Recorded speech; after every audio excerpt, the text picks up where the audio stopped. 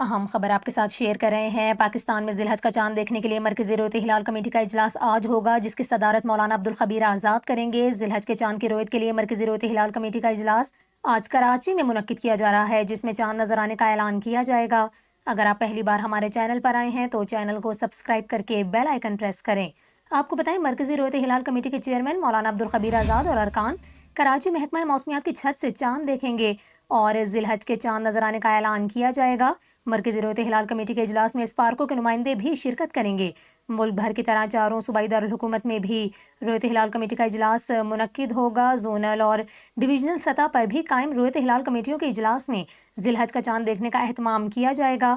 آپ کو بتائیں کہ گزشتہ روز ذی الحج کے چاند کی پیدائش 5:40 پر ہو گئی ہے اور غروب آفتاب کے وقت چاند کی عمر 26 گھنٹے 45 منٹ ہوگی، جبکہ غروب آفتاب کے تقریباً 15 منٹ بعد چاند واضح دیکھا جا سکے گا۔ ماہرین فلکیات نے عید الاضحیٰ پیر 17 جون کو ہونے کا قوی امکان ظاہر کیا ہے۔